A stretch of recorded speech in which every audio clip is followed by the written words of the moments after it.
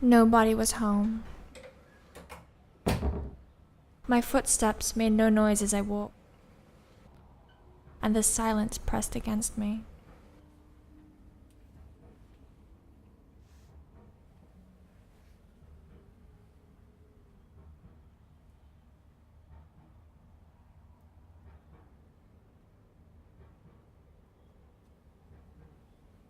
There's no change, I realized, as I walked further into my home.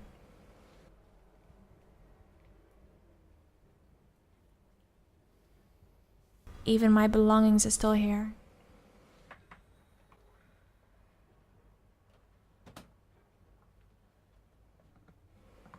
When I was a child, my mom told me to have a journal and to keep tracks of events in my life.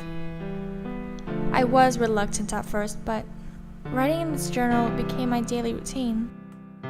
It was then when I was 15 that my journal became significant to me. It became my friend. It became something I could pour my soul and deepest feelings into. I never really told my parents about my problems, probably because I wanted to prove to them that I can handle it on my own, that I can be independent and face it by myself, the dignity that was never called for.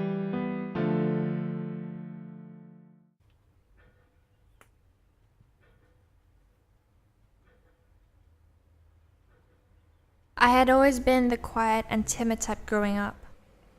That's one of the reasons why I never had a relationship until I was 18. Mom would always tell me not to start dating at such a young age and to focus more on my studies. That's what I did, but I kind of fell in love.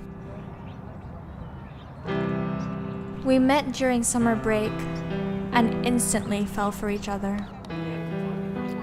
Because of my parents' disapproval, I hid our relationship from them.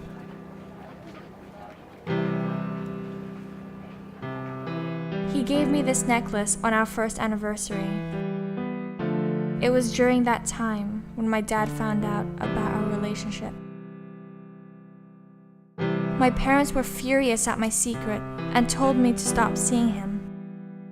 And I was torn between fear and love. I let him go. I didn't even fight for our relationship. Though he defended us, I didn't. We broke up. And we never saw each other again.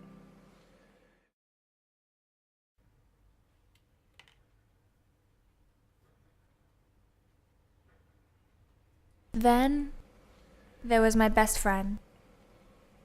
A friend who I had my confidence in and shared my secrets with. Someone who I could always count on.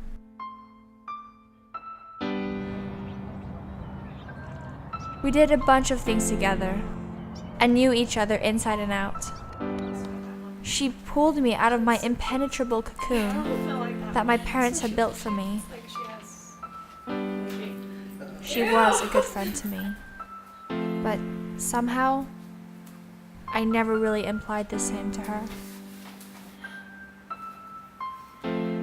Over time, I started taking advantage of our friendship and her kindness. I would only call her when I needed a favor or when I needed someone to talk to. But when it was the opposite, I would always neglect her.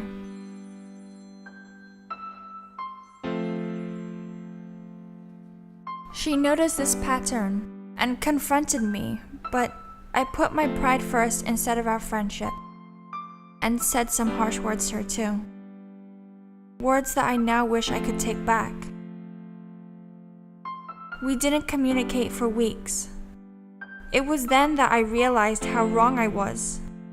So, I decided to call her and fully apologize. But her parents said she had already moved overseas. That's when I lost my best friend.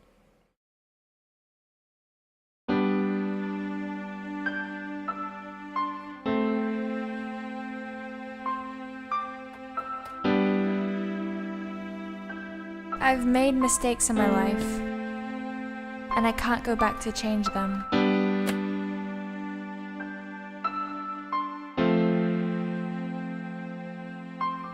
I am left to dwell on my regrets and hope they forgive me for my faults.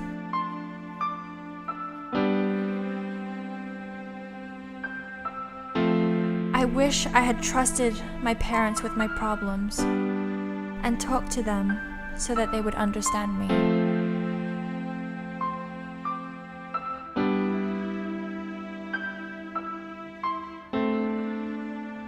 I wish I had fought and stood up for him, for our relationship, for our love for each other.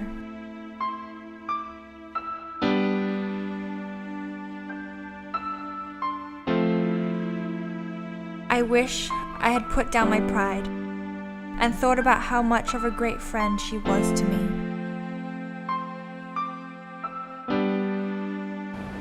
Take risks, break the rules, fall into forbidden love.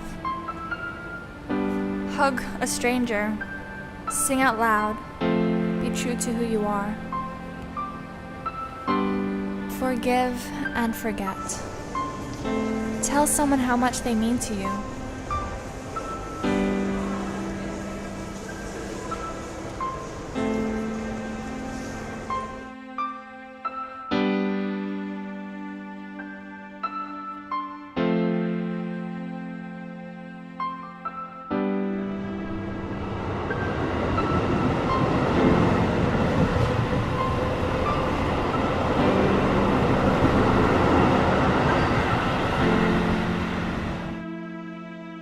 Because in life, it's not the things that we did that we often regret,